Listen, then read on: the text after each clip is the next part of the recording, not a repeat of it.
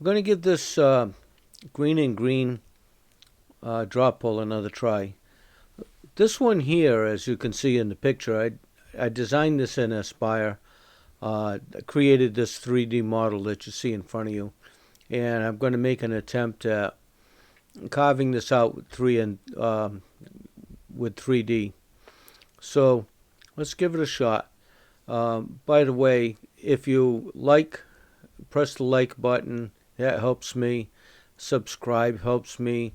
And also make some comments. So, number one, I know you're out there. Number two, if you have any questions, I can try to address some of those questions. All right, so let's get on with it.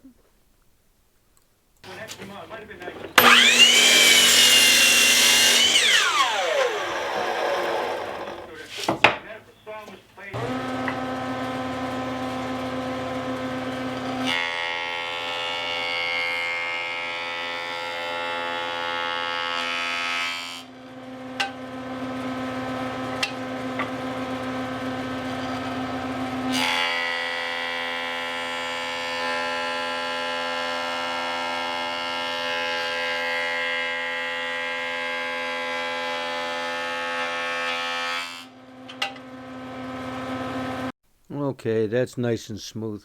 And I didn't even catch my jacket in the jointer. Isn't that so nice? So over here, I like to set my XY0 in the middle of the workpiece. So I scribed my XY0 just from corner to corner, just to get a mark. And then what I do is I just give a rough clamping. The clamps are just lightly finger tight, just to get the clamps in place, just kind of get ready for clamping. And that little device that I placed on top of the wood is a laser pointer that I'm going to put in a spindle, and going to use that to go align the workpiece and get my XY0.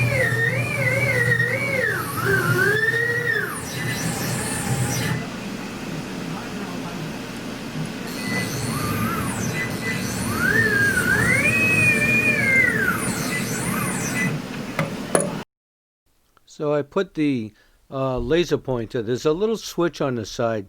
That's what I'm turning, that little knob to turn it on. And you could see the red light in the middle. And that's pretty precise little pointer. What I'm going to do is put that right in the spindle. It's a 1/4-inch collet, 1/4-inch shank, and it doesn't need to be any more than finger tight. Now what I'm pointing to there is a little red dot. You could see that moving around. So grab that red dot, put it to the front of the workpiece, and just slide it across on the x-axis, which is what I'm using there on the machine. And once I get it so that it's pretty well aligned with the x-axis, I give it a thumbs up. I'll tighten my clamps down, and then I'll bring that pointer up to the middle of the piece, that XY0, right in the middle there. Zeroed out my control really fast, like super speed. And I showed you the cutter that I was going to use, and this is how I set my Z. I put the cutter in the spindle, and I'm setting my Z here. So I like that little device. It gives me what I need. These are the cutters that I use. This is my tapered ball nose end mill. You can pause the video and take a look at my speeds and feeds. As you'll see in the video, it didn't work out very good for me with these speeds and feeds. Should work, but I have to change some settings on my machine and fine tune it a little bit to dial it in. This cutter here is a 3/16 diameter, extra long cutter. I kind of like this cutter. I was using a 1/4-inch end mill a lot, but to do cutouts, but I like this one. It's a smaller diameter cutter. There it is there. It's got some nice flutes on it.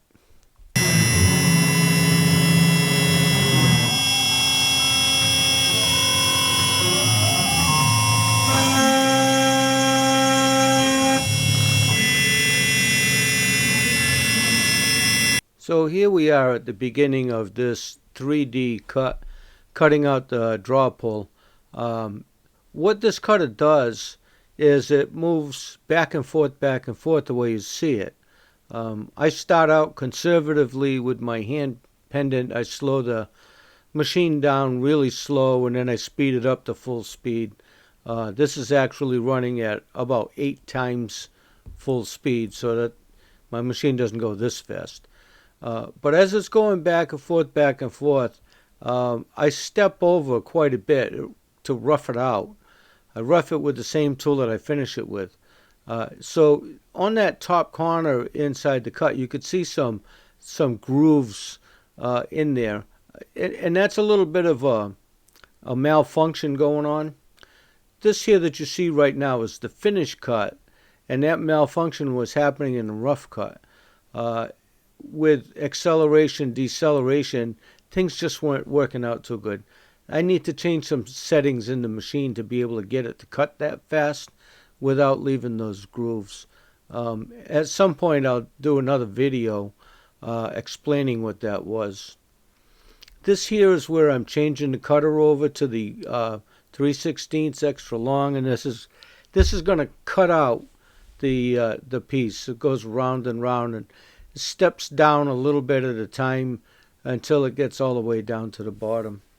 And once it's all the way down to the bottom, then I can remove it. It's a little onion skin on the bottom, so I could take it off the clamps, take it off the machine, go over to my scroll saw, and cut out that little onion peel on the bottom.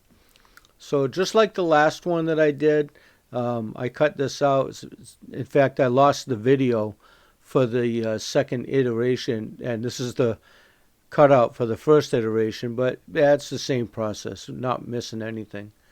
And after that, then I can go and take a run over to the sander. In a second here, you'll see those grooves. You could see them a little bit as I'm moving it around there, pointing it out. Then I can go over to the sander. It's a lot easier on the sander this time around than it was with the first iteration. This is like really minimum. It'll take a couple of minutes to sand off that onion peel around the edges.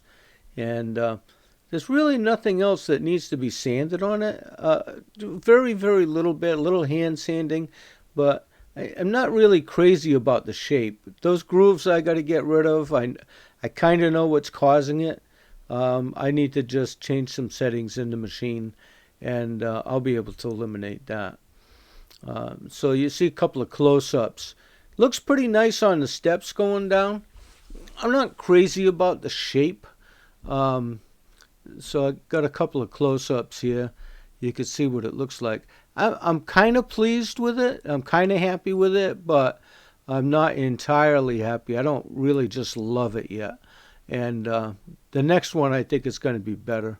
What I did was I went into Fusion 360 and recreated the model in Fusion 360, which gives me some more uniform grooves. That's what you see here.